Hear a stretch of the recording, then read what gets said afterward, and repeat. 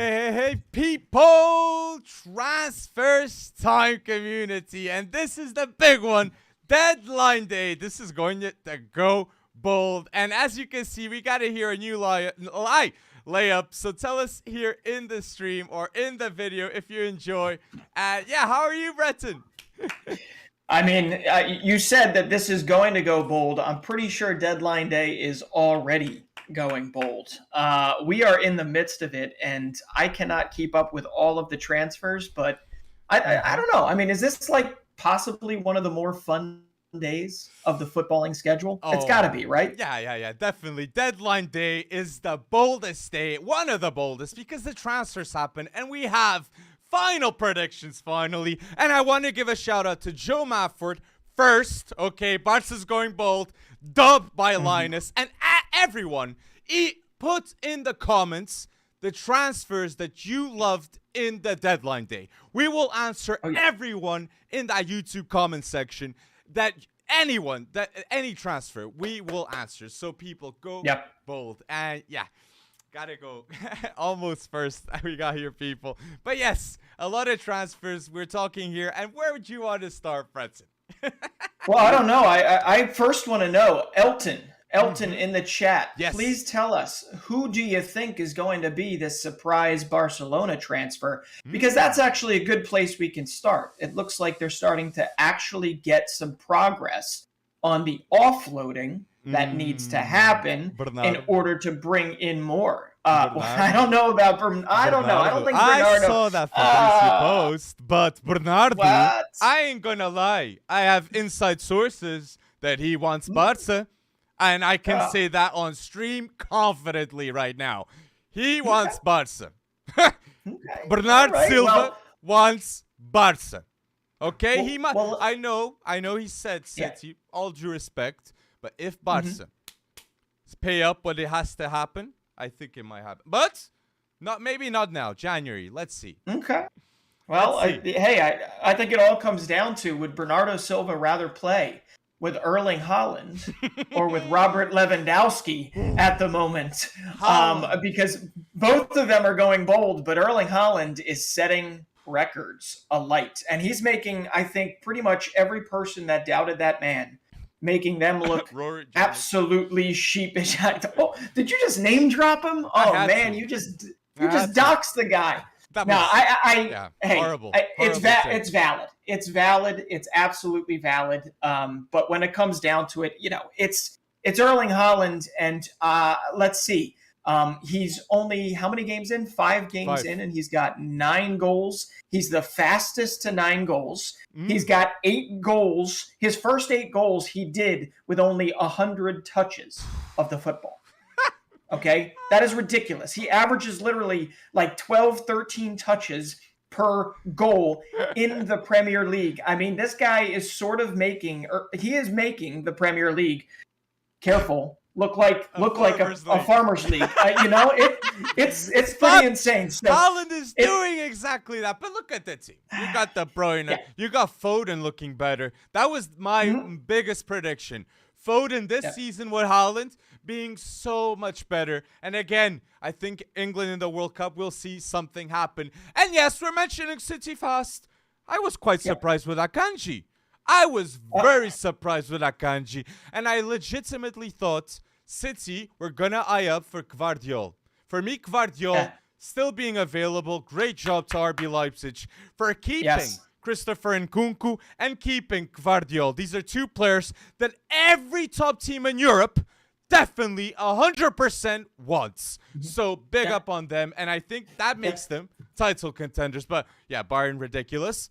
But yes, City answered not getting Gvardiol, getting Akanji. My only doubt, injuries. Injury prone. Okay, so if Akanji isn't injury prone, 17.5 million is a complete bargain for Man City to get this center back. Okay, he has a lot of potential, great passing ability, great knowledge, physically phenomenal. And what I like the most about him is how he can adapt on the pitch at the moment. If you need him at left back, he goes at left back. He's a very, very good role player Only injuries is the problem, in my opinion. So, Well, yeah. we're gonna find out soon enough whether or not it's Dortmund's physio that is the issue, or if it's the players and the regimen as it stands. But yeah, Akanji. Hey, this is the defensive cover we were kind of looking for when it comes to a sustained run for the Premier League. And I did see they got a bunch of other loans done. It looks like Luke Mbet is going down to Huddersfield Town. So, they've got some cities done what they need to do. I think they're going to be pretty quiet. What do you think? The rest of the window? I got it. Here we go. I got a here we go moment, okay? This is it's my first thoughts on this transfer too. Denis Zakaria has landed at Chelsea, okay? Todd Boehly era. He's going bold today, and we have Aubameyang, we have Denis Zakaria now, and we had Wesley Fofana. So that is easily 100 million. And Denis Zakaria wasn't looking good at Juve, so now fresh new start at Chelsea. So for Thomas Tuchel, this is his do or die transfers, okay? After that, bad transfer of Lukaku, very bad, 110 million, and you're still losing with that loan. He has to get things right now, especially after Tony Rudiger leaving Chelsea. Now's the time. So yeah, Denis Zakaria. and I don't think when they signed Wesley Fofana, that's great, but then they lost to Southampton, right? I mean, Chelsea is there are actually people out there calling for Thomas Tuchel's head when it comes to it, and I don't necessarily disagree with them. I'm not entirely sure Zakaria is going to fix all the ills in the world in that midfield, but when it comes down to it, it sounds like Todd Boehly is committed. He has committed his pocketbook to getting whatever is necessary to get this done. But Aubameyang coming in, he's going to have a little bit of a reunion with Christian Pulisic. The issue is I don't think they're going to let Christian Pulisic play, and it is understood that he is not exactly the most happy person, considering that he's getting buried. He's getting buried in this depth chart. Still at Chelsea? Like, for football career, that ain't a good decision football-wise. Simple. No, I know, and it's if you look at it like Juventus, why not send Pulisic to Juventus, Pulisic to AC Milan, Pulisic to, there's any number of teams that would be really, really interested in his services, and the Serie A teams have been interested for some time. So no, and if Denis Zakaria goes to Chelsea, I'm sure a conversation about Pulisic must have aroused between the two. So for me, it clearly shows that Todd Boehly ain't gonna leave Pulisic leave for nothing. This is my opinion, and I think Pulisic would rather leave, but he ain't leaving. So I think Thomas Tuchel, if Thomas Tuchel leaves first, then Pulisic, but let's wait and see. For me to say that Thomas Tuchel leaves, I need evidence. I need proven bad results. And structurally, I can point some things, man. I don't like how Broja's being treated. You know what I mean? No. I don't like how Broja ain't getting minutes. So that's something I point out clearly. And Aubameyang clearly was a decision of Thomas Tuchel. And if it was for Todd Boehly, I think he'd rather get Cristiano Ronaldo, being completely honest. But Tuchel pushed Aubameyang. And let's wait and see. Biggest masterclass from FC Barcelona. Masterclass, 14 million. Easy bag time.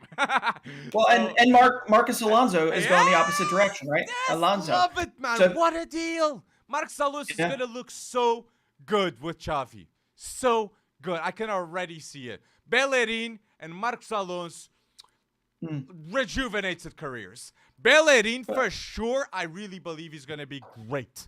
Balde, too, man. I ain't sleeping on Balde. Balde, 18 years old. Those crosses at a rapid speed. Xavi, keep going bold, my friend. So well, I'll tell you who's been quiet, though. A whole lot quieter than I thought. Real Madrid. Real Madrid. Yes, I agree. Quiet, but efficient. They got Rudiger, Tchouaméni, and but this is magnificent.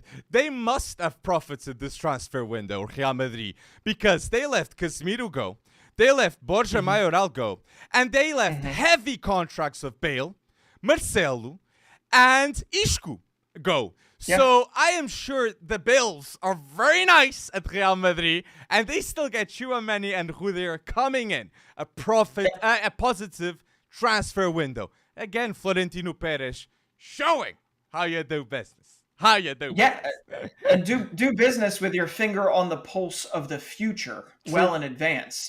He's not mortgaging the future necessarily, but getting rid of those saddlebags, right? Getting rid of those contracts that you just referenced. That is probably a bigger transfer deal than people are giving him credit for. So, like you said, Jovic, free. Oh yeah, he left free to Fiorentina. Yes. Yeah.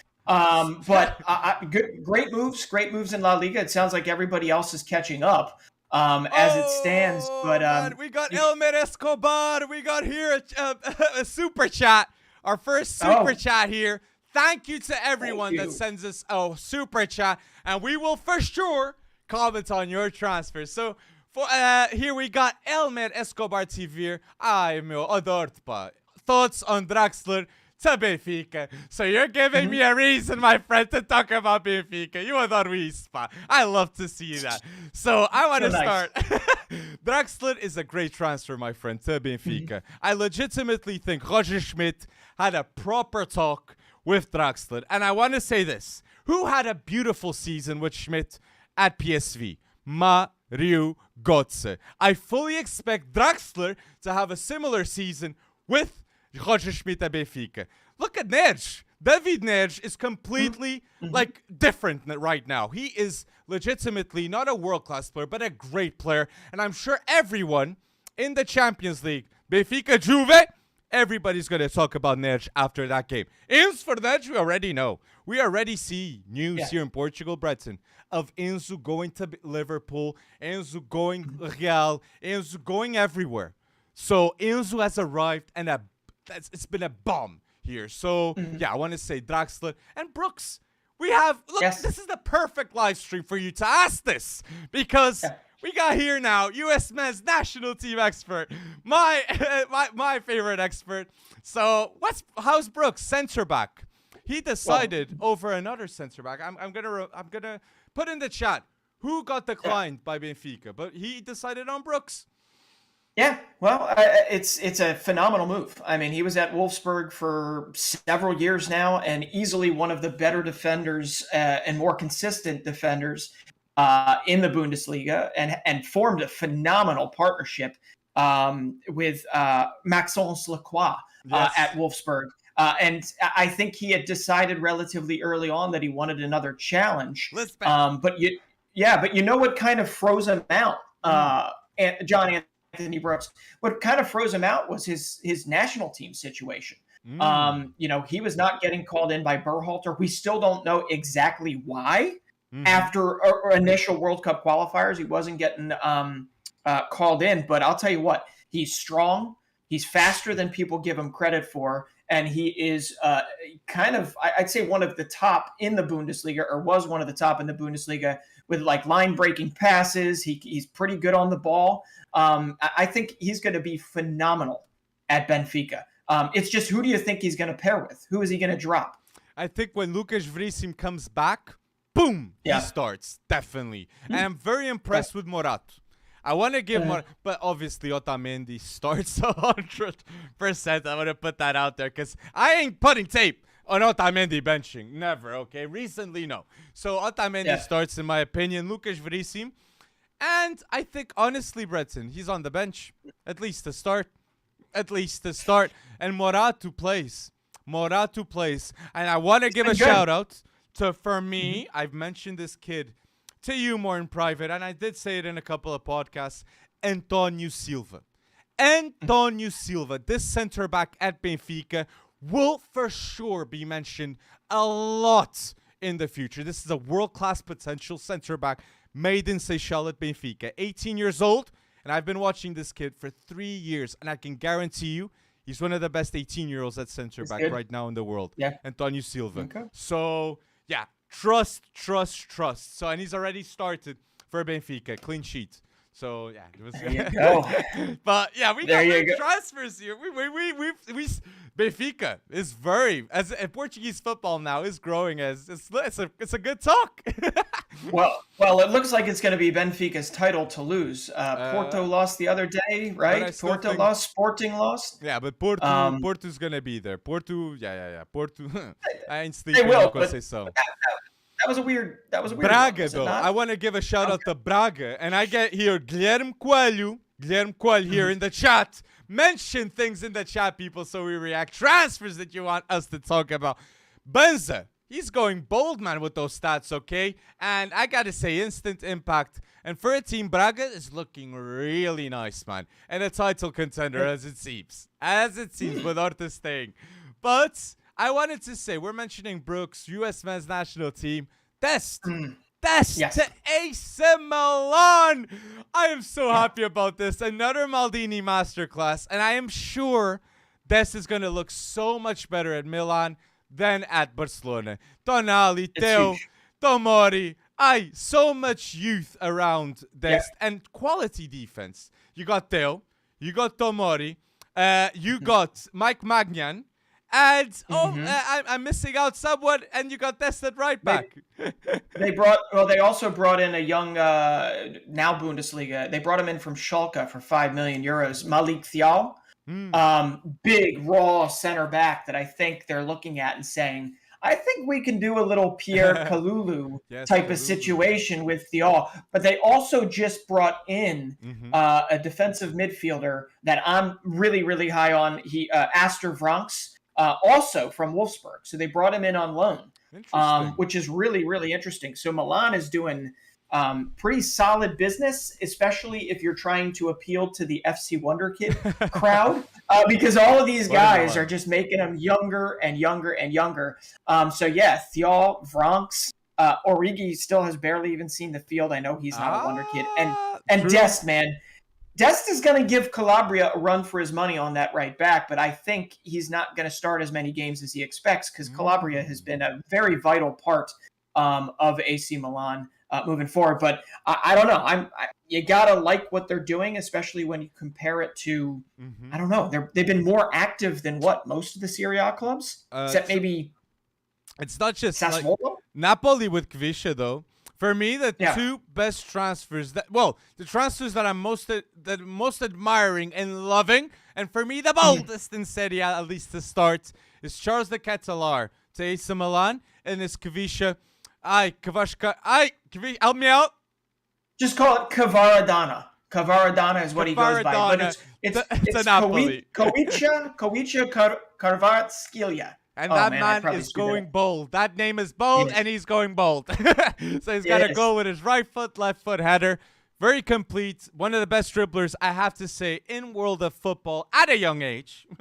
Okay, going to shout that out. But yeah, wanted to say that. Those two transfers, not deadline day, but great transfers. But Dest. Oh, huge. Woo! Huge. Dest will be a better player, you reckon? And he's going to start out definitely for the U.S. men's national team for years to come.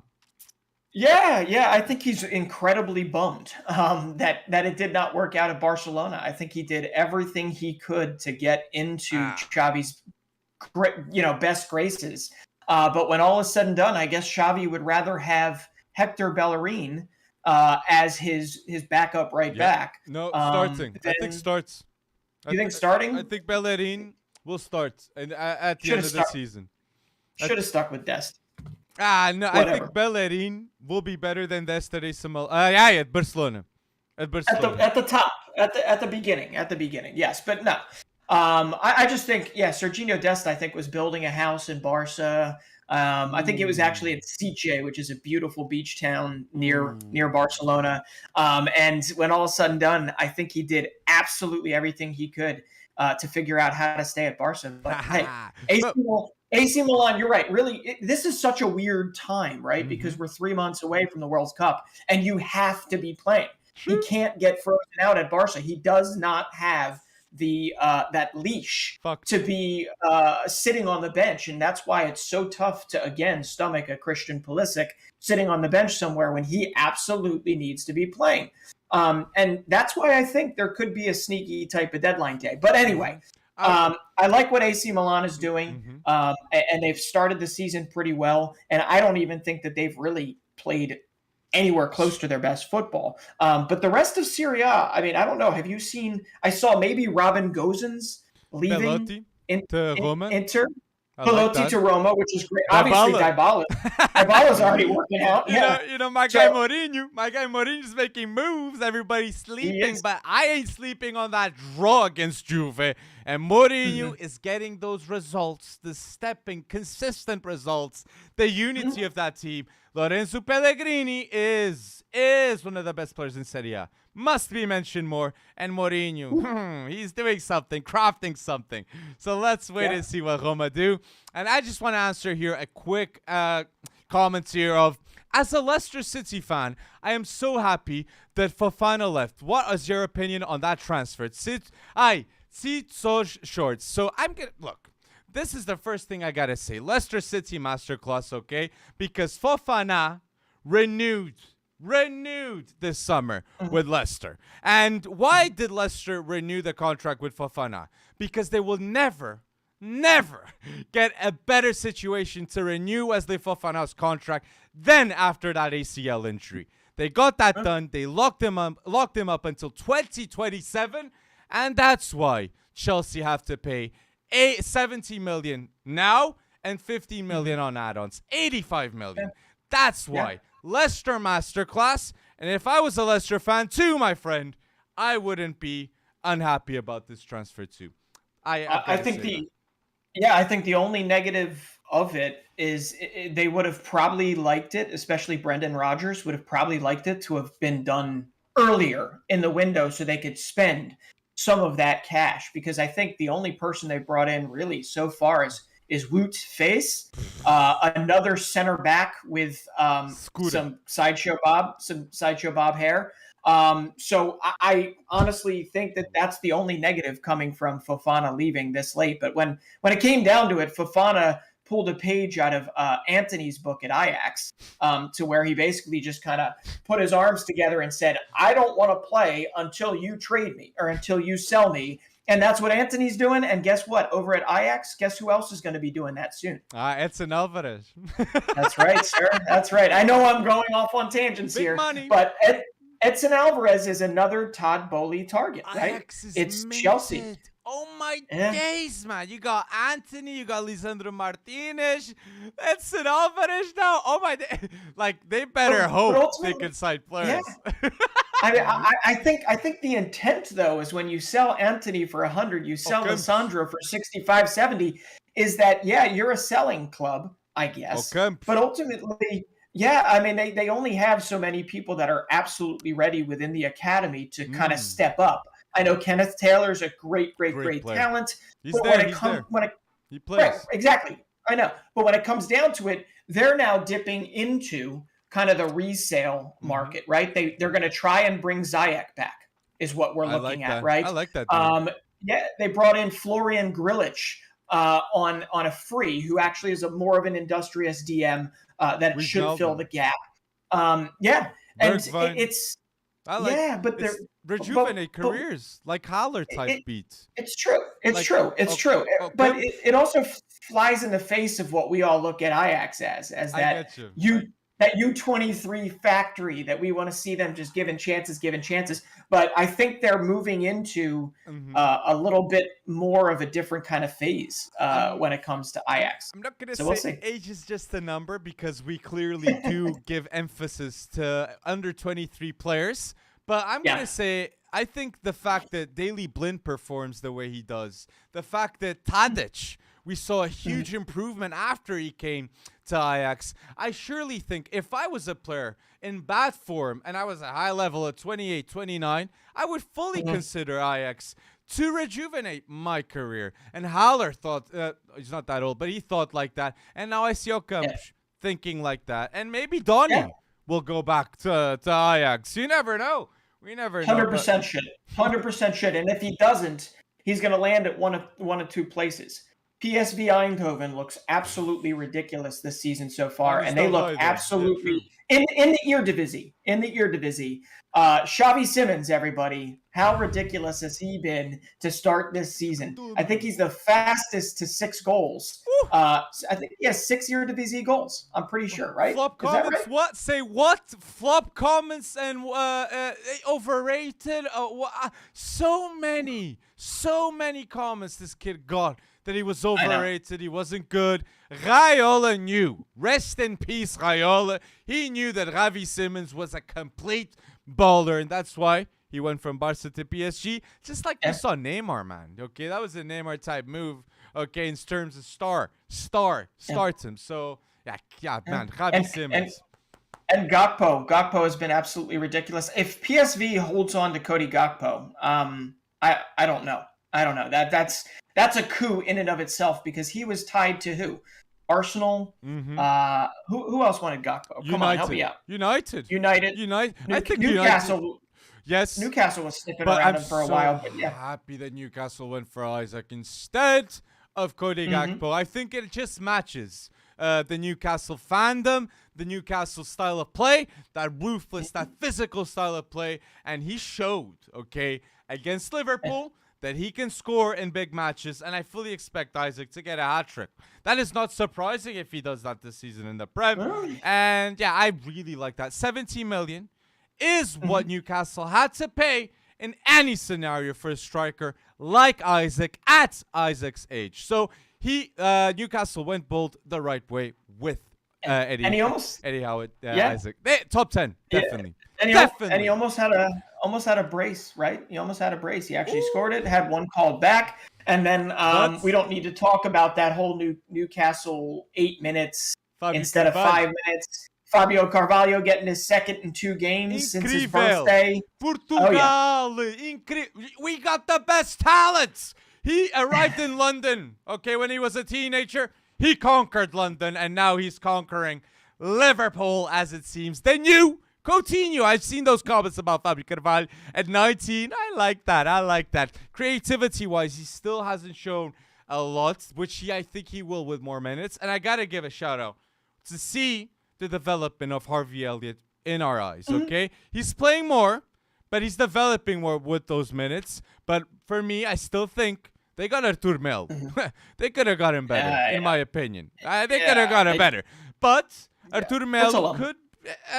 exactly. But Artur Mel, when he was in Brazil, I remember Grêmio. This is a player that had a pass accuracy of like 100% in a ton of games. Artur Mel, he was no risk town, and that's why Barca loved him because his passing ability just matched the club. So ever since he came to Europe, I just think the confidence has been off with Artur Mel. So let's see if Jurgen Klopp's smile, that new smile he has, can conquer Artur Mel's heart. So I believe that can happen. So let's wait and see. So he forces. He gets Scott Parker fired, and then he causes. That little wry smile after they won that game versus Newcastle. My goodness, they aren't even playing well. Like, let's be honest, they are not playing well as it stands. So Liverpool. I don't know, but Arthur Melo is not who I was expecting them to bring in as cover in midfield. I thought they could have gone, I don't know, Sangare is still out there. Hell, they could have gone for Zakaria instead if you were looking for cover and gotten him on cheap. But Arthur Melo, hey, you did mention Grêmio. You mentioned Brazil, okay? Yes. And I have to ask, there's somebody in this window that right now has one of the best scoring records on the planet. And he's 25, 26. You've mentioned him in a previous podcast. And I'm trying to wonder why there's nobody out there, especially in the Eredivisie and Serie A, that has really gone after Pedro. Okay? This man, I like him. For Flamengo, yesterday, I believe he had 2 goals, maybe 3. No, he had a hat trick versus Velez. He's got 11 goals in 5 starts in the Copa Libertadores, and he also has 7 goals and 8 starts in the Brasileirão. Tite, it's the time. Have him on the bench. Gabriel Jesus starting. Pedro, Look, come on, Brenson's doing the scouting work. I'm joking. No, but you've mentioned him before. When he started to get hot a couple months ago, you mentioned him, and I've been following him since then, and he just continues to do really nice things for Flamengo, and I get it. He might not translate. It might not make more sense. It might make more sense to pull somebody in. Yes. But Arthur Melo, different things here. 2 Brazilians is what I'm looking at. But listen, that is not who I expected Liverpool to go for. And do you think they're going to be quiet the rest of the way? You think they're done? They're done. I think Liverpool. Let's see. I don't want to say I don't have final thoughts on Liverpool, but honestly, I think with Arthur Mel, they're done. Yeah. But look, it wasn't the best, but I think they got deals done that will change the future of Liverpool. Like Fabio Carvalho, long term, will change the club. I really think that. No, we'll change. No, we'll keep at the high level. You know what I'm saying? Sure. So I see here, is Sakaria confirmed, your market thought? Yes. And I want to say here, people that are watching this video here on live, please like this live or video so we go bolder here in FC Wonderkid YouTube channel, and we want to go up those charts. So yeah, man, if you get 1,000 likes on this, man, I don't even know. We might need to do a giveaway of like 5 hoodies if we get 1,000 likes on this. I don't know, man. 1,000 likes? That's bold numbers. That's bold, but hey, if someone's gonna go bold, it's gonna be you guys and Arsenal, I guess. Let's go on the Arsenal here. Because 5 wins in 5. You got Gabriel Jesus cleaning things up. You got Gabriel Martinelli looking great. Bukayo Saka did not get enough love for his game midweek. I honestly believe. Do you think this can continue? This type of form for Arsenal? I think so. And seeing Bellerin leaving, I'm sure they're gonna get a midfielder too here at the end. And you see our comments? Because that's who I'm looking at. Because that is somebody that Chelsea could have gone for instead of Zakaria. No, I see that comment too. No. Is that happening? Is this happening? I always said it. I always said this is one of the most underrated 6 in the world. Oh, my days, man. After Calvin Phillips. Man, my days. Can you blame him for wanting out of Villa right now? I can't. Douglas Luiz is just perfect for Arsenal, in my opinion. Arteta, rebuild, is fully real. And I'm not going to say finalized, but close to finalization with Douglas Luiz. This is an excellent. How much is it? People in the chat, how is this Douglas Luiz going?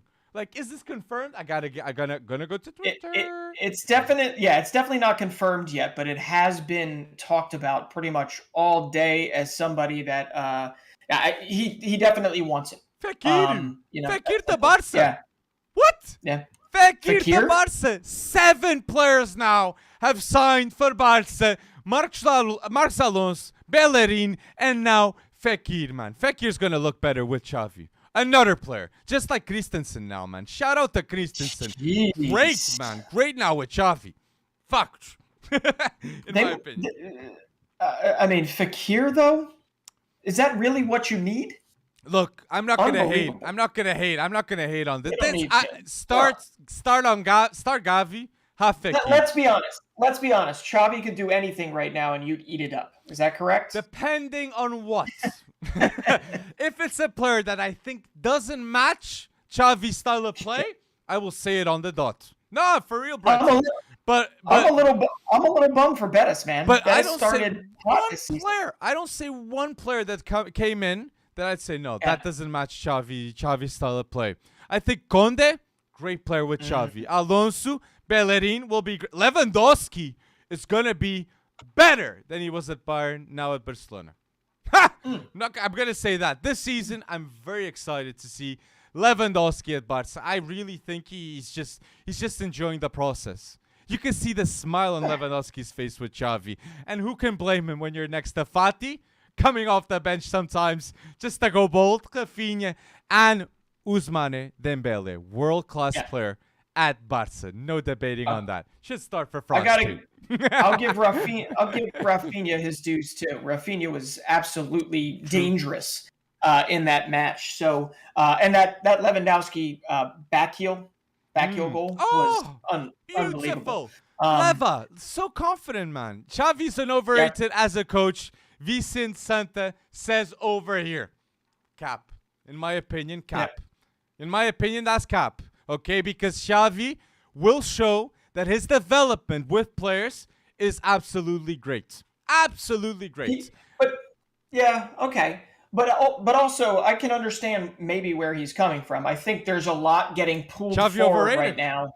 There's a lot getting pulled forward right now in terms of Xavi and what he's done. So, yes, I think there needs to be a whole lot more because, let's be honest, his CV isn't that long as an actual coach. Although he had success, where was it? The UAE, Saudi Arabia? So he had success there previously. True. But I agree in the sense, do I think he's overrated? No, I think there's not enough data for us to tell. But he has turned Barca around. He has done what everybody expected him to do, which was morale, structure, and intent, absolute intent. Even though I disagree with the financial whereabouts of whatever they're doing financially, but ultimately he is doing exactly what he was brought in to do, and you can't fault the man for that.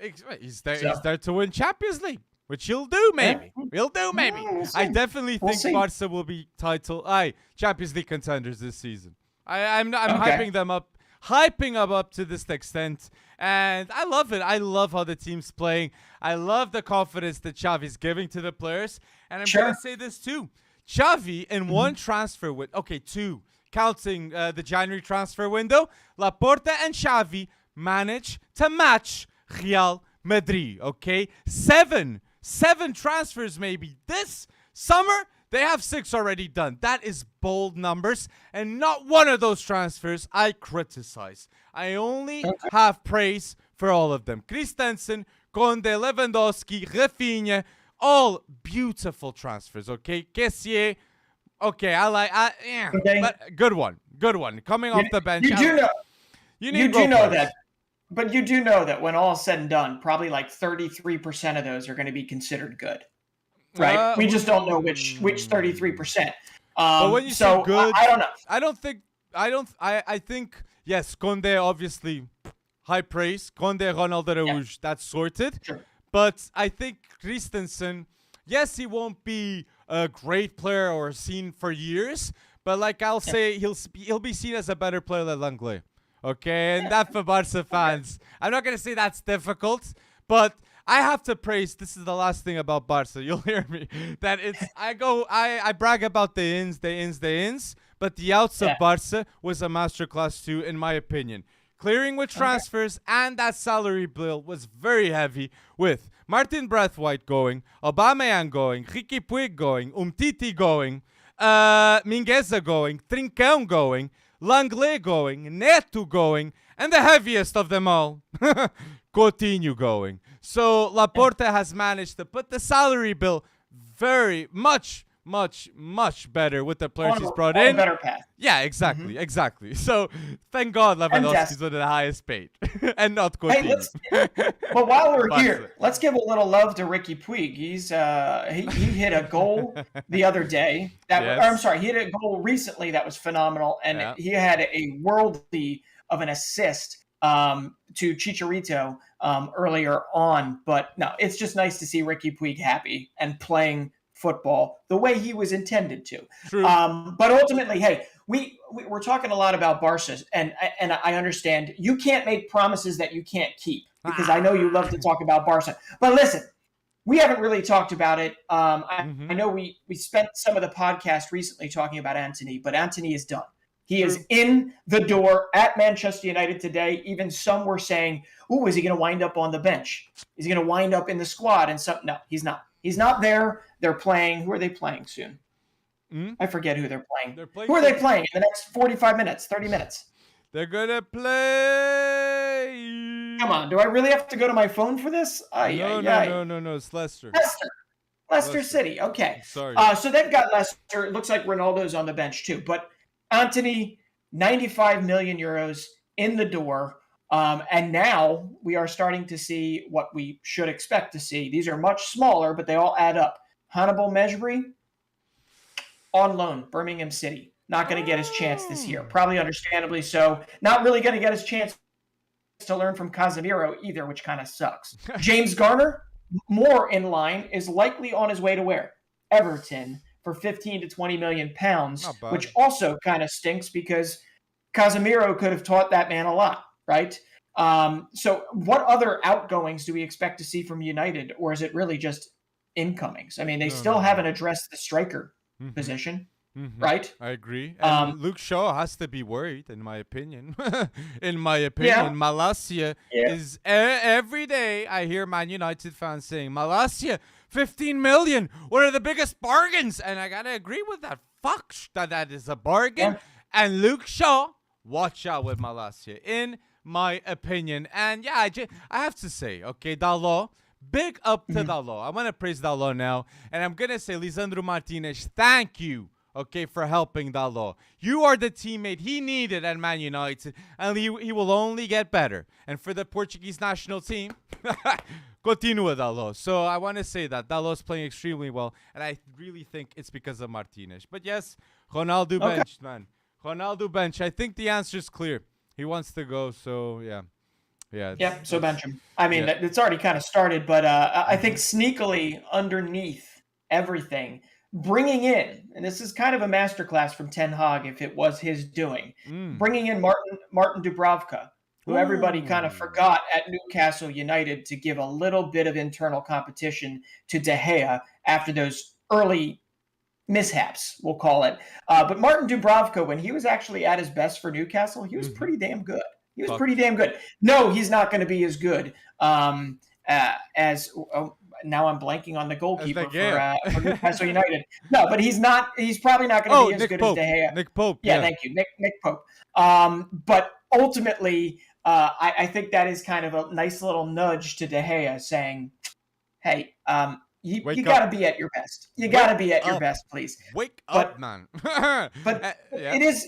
I'm a little bummed because we didn't get through all the outgoings. We talked about Mejbri, who we thought might play a role or at least a squad role this season. Maybe get a little bit of time. Hell, EFL Cups, yeah. But at least he's going to be playing game in, game out. The one I am really bummed about, although it's pretty clear he's not up to the standards, considering how Garnacho has essentially surpassed him.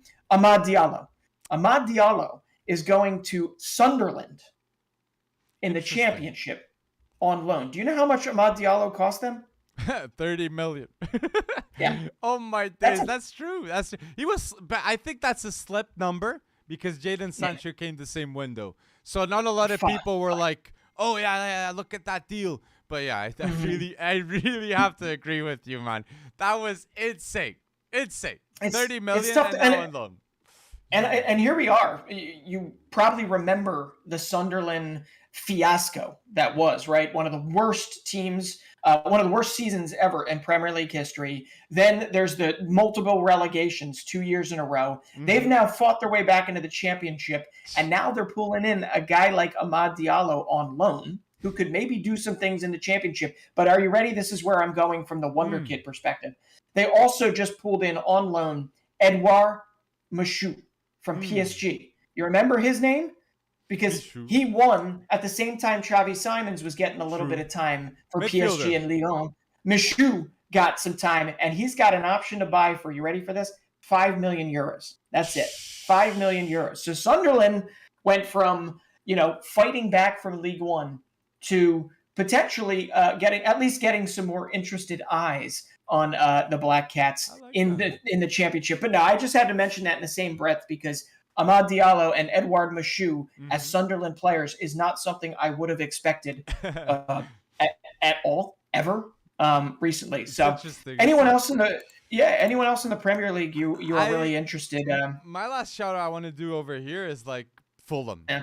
Fulham, okay? I have to make a shout out. And the Portuguese speaking people that are coming to Fulham, I love this core, okay? Mark Silva, good on ya, man. Mitrovic is much, much better this season. 5 games, 5 goals. And then I see Palhinha, one of the best CDMs in the Prem already. Andres Pereira, gonna be better at Fulham. And now I see Willian, which I fully think that is a great bet by Mark Silva. And Diop too. another player that wants to prove himself, leaving West Ham. So Mark Silva, masterclass to stay in the Prem because the high level of competition, man, is looking ridiculous now. And Bournemouth even had to sack Scott Parker right straight off the bat because they're like, we need to get better. We need to get massively better. Yeah, and they also, I believe, brought in Kurzawa was that also from PSG? Yeah, they brought in Kurzawa as a little depth on that left side, or both sides. But I don't know why, because Jedi Robinson has been absolutely phenomenal for them so far this season. It's a panic button to agents type move, in my opinion. But just going to say it might be, but Fulham has been bitten in the past by not having enough squad depth because they, I don't know, spent 40 million on Zambo and Gisa and some other names that we don't need to bring back up. But hey, Fulham vanquished Brighton, which I was not expecting. I've been high in praise for Brighton. But yes, Marco Silva deserves his due because based on the transfer window that they had, right, looking at it from just a week ago or 2 weeks ago, you would have looked at it and you would have said Fulham is likely relegation fodder as it stands. But they have come out swinging. And you're right. A lot of that has to do with Alexander Mitrovic has decided, screw this take that I am not a Premier League striker, that I can only do it in the Championship. And he has come out and done everything he can. It's just one of those things. You would love to see another London club, Fulham, Brentford, somebody just start to inch closer to everybody else, the Chelseas, the Tottenhams, the Arsenals in there. And Fulham, I think, actually has the history and the ability to potentially do it. They have the owner that could potentially do it, but it's going to take a hell of a season from their Portuguese speakers. Fuck. The Portuguese speakers, if they are going to stay in the Prem, they're going to be the boldest on that team. And I'm going to say, people, if you're watching this video until now, please comment your deadline day transfer, and we will surely answer to that comment on YouTube. And once again, I cannot stress enough, people, like this video so FC Wonderkid can grow more and more. And if we see 1,000, I've said it, 5 hoodies. Okay. That is a bold number. I've never seen the 1,000 likes mark, and if I do, I will for sure capitalize, go bold, and say you got to go bold with these hoodies too. So yeah, you got to capitalize on that. Yeah. Well, going bold, it feels a little bit like a panic buy, sort of.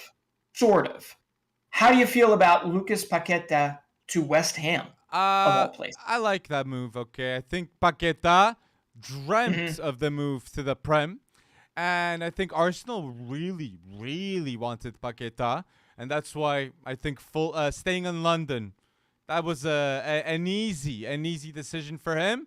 But I'd say, look, if Paqueta goes bold, he saved David Moyes. Because I do not see West Ham as a team that is growing. I see them as a team that is declining. I ain't going to see them better without Declan Rice. And I think Declan Rice is going to leave West Ham. Soucek ain't playing well, and people are starting to point fingers at David Moyes, which they should. Scamacca's there. New players are there. Go bold. Prove yourself once again. And West Ham is a team that has big dough. Big dough. Maybe being in London helps. And a new stadium, big fan base. And I think they have a lot of potential. And David Moyes has to grow more. More. Well, a lot of that squad has taken a step down this season, right? A lot of that squad. Jared Bowen has not looked even 75% of what he looked like last season. So it really is going to be a question mark for them. I had them in our predictions as kind of stepping down the table and not being able to keep up that consistency. But yeah, I don't know. I don't know what's coming. And if you're going to point the fingers at Moyes at West Ham, when are you going to point the fingers, at Stevie Gerrard at Aston Villa? I agree with that, but I do think it's unfortunate, Carlos, man. Big money move, but we'll see. Well, why isn't he? All you got to do is you move Kamara back to center back, and you got to hold on for dear life to Douglas Luiz. But Kamara comes because he already knows that Douglas Luiz in staying. Yeah. So, but I do feel where you're coming from, and maybe the full reason why he plays Kamara always at CDM was because he knew that that was inevitable, like I said. So Douglas Luiz to Arsenal, I'm going to say it once again, if that happens, one of the best moves Arsenal could have done in this window. Yeah. Douglas Luiz, what a player. And yes, Alex and the water in the live streams. Yeah, I got to drink water, man. Ronaldo recommended best drink in the world. Water, the boldest drink. Not Coca-Cola, man. Not Coca-Cola. Water. Hey, how many players has Nottingham Forest signed now? We up to 20? Jay Lings. I think we're literally up to almost 2 full squads. Gibbs 2 White. full starting 11s. You got Gibbs White. They just brought in Renan Lodi, who actually played. Good one. Yeah, he actually played pretty well at times for Atleti. And to bring him in, but they've got like 2 fullbacks on either side now that were not there when this transfer window happened. And they're actively bringing in more players. It's talked about that they might be bringing in Batshuayi on loan. Ooh, they might not. I like that. But ultimately, I don't know how you piece all these players together. They're going to finally remember each other's names halfway through the season. True. True. I just don't know how it's supposed to work if there's not time to coalesce and become a team. But yeah, they're up. I think they're above 20 players signed this offseason. And I get some of that was a must, but great. Jade Spence gone too. Like was on loan. I understand, but still was very important to them. And I'm very excited, man. Very excited to see how Nottingham Forest react to that. And I just want to say, Reguilón and Molina, good job, Atletico. Very good job. Okay, new fullbacks with Simeone, and I really believe those are the right moves for Atletico de Madrid this season to do. Very cheap too, man. Both, they didn't even cost more than, I think Molina was 20 million and loan for Reguilón. So great, cheap deals by Atleti, bringing in quality. And Witsel, shout out to Witsel too. Adds a lot of options to play center back and midfield too. Great player to bring. Bring in. Another one that went, oh man. Oh, no. You were talking about Reguilón. Yeah. Harry Winks also leaving on loan. Did you see that? What? He's going. Should have happened. Yeah, he's going to cash-strap Sampdoria in Serie A. Sampdoria has not been able to really bring in many, and I think they're just hoping to stay out of the relegation talk this particular season and see if they can make some moves to get some breathing room. But Harry Winks, of all players, that is not a destination that I would have expected a Harry Winks to go. But hey, he's not rated by Antonio Conte. That's pretty damn clear. So he might as well move on and get some playing time. But that was one loan that surprised the heck out of me. Another one is another American. Okay, let's go over to the Bundesliga for a second because I will 100% admit that I really thought Ricardo Pepe would translate a whole lot more when he made his jump from FC Dallas to Augsburg for 20 million. But Augsburg has a very bad support system, if you will. They did not necessarily have the maybe what was underestimated was they needed the playmakers around Pepe to actually make him functional. He's not a player at 19 years old that's going to be able to do it himself. Anyway, he goes on loan to the Eredivisie, which is where I thought maybe he was his best first move in the first place. But another move for an American player ahead of the World Cup, because as it stands, that 9 in the U.S. World Cup lineup is wide open, and Ricardo Pepe is always going to be at the top of the charts because of how well he did in qualifying. But you've got some other players that are starting to heat up now, like Jordan Pefok at Union Berlin and Josh Sargent at Norwich. So I hope Ricardo Pepe can get things moving in the Eredivisie. This guy gets selected for U.S. men's national team. Definitely in my books. He had a good showing midweek. He had a really good showing midweek. Always a good showing, man. He's got more good showings than bad showings, I'd say, Gagas Molina. Yeah. He could go. He could go as a third keeper. Do I think Greg Berhalter actually brings him as a third keeper? Absolutely not. Greg Berhalter likes his people. My guess is you see Sean Johnson, Matt Turner, and Zach Steffen. Man, Gaga Slonina has to be selected for the USA. Yeah. That is a robbery on Gaga, man. He deserves that cap in a World Cup, man. With the amounts of clean sheets he has in the MLS, how many are they? Like, definitely more than 7. He's at 10. He's at 10 or 11, yeah. He's doing pretty well. He's 18. He's 18. 18 goalkeeper has 10 clean sheets in a senior football. That has to be talked more, and that's why Chelsea got him with Mr. Todd Boehly that even keeps Pulisic restrained. Oh my goodness, it's unreal, unreal. You signed Slonina and you hold Pulisic hostage. All right, but anyway, are there any other kind of big transfers that kind of hit you over the head? Because I think we've covered quite a few of them, and I know there's how many hours we got left. Well, we got like 5 hours. 5 hours 5 left. Hours, okay. So yeah, a lot has happened. And yes, people, I'm trying to think about it, but I can't find another. But you can help us. And I want to see you guys now going to the comment section on YouTube and say, I am here until this minute, and I think about this is the transfer of the deadline day that is the best one. I want to see a comment shouting out that you are here until the end, and I want to see people shouting out those transfers that I'm always want to see in the comment section. Definitely on deadline day. But yes, Breton, any transfer? Last transfer?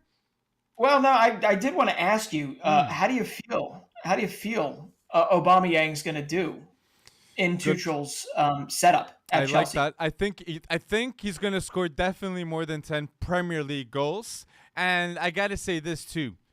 Premier League fans, be excited for what's to come now. You got Haaland with 9 goals in 5 games. You got Isaac just arrived.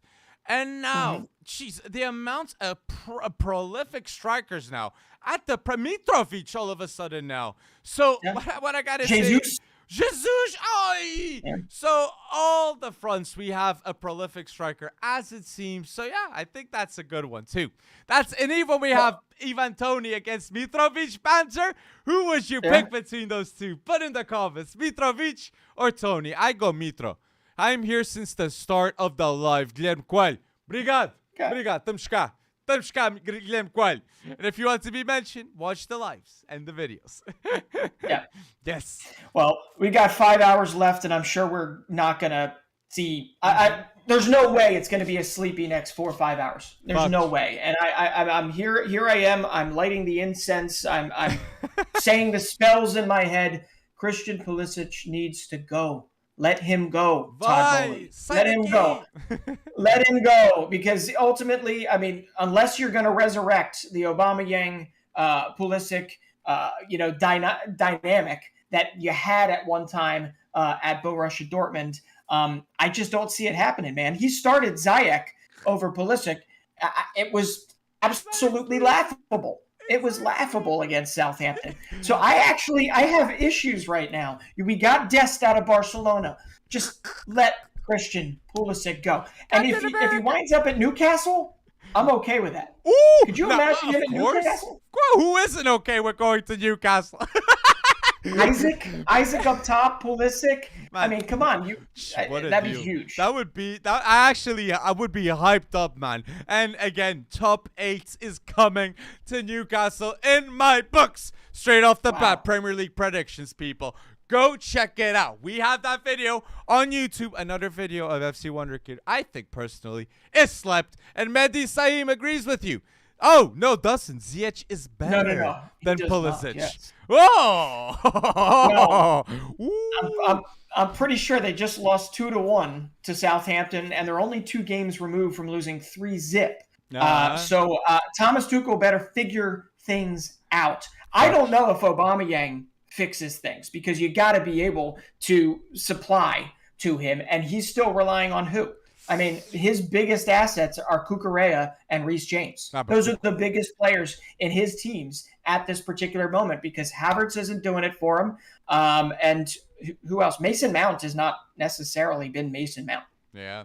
Would you agree with that? I agree with that a lot. And I really think the team that needed the most transfers this summer is Chelsea, okay? Late stages transfers, because they had to react towards Arsenal's great business and Tottenham's great business. People were looking at Chelsea saying, what are you going to do? And Todd Boehly said, I'm going to spend $100 million in the last day, man, okay? So you see what I'm going to do. But let's wait and see. Yes. I got one last question for you and one last question for everybody in the comment section. Do we think, after Erling Haaland's 9 goals in his first 5 games, okay, do we think that Mo Salah's goal record of the Premier League in one single season, I believe it is, Mo, right? 32 goals. Do we think it's at threat? Do we think it is? The most is Shearer, 34. Shearer. But was that pre-Premier League or was that post-Premier League? Because there's a little bit of a dichotomy there. But ultimately, yeah, it's 34. But Salah, in recent memory, I believe, is 32, correct? Okay. So 32, 34. Right now, let's see, 5 into 36 is roughly 7, or 5 into 38 is roughly 7, 8 times. He's got 9. Okay, so he's on pace to score 65 to 70 goals. Hey, probably not going to happen. Probably not going to happen.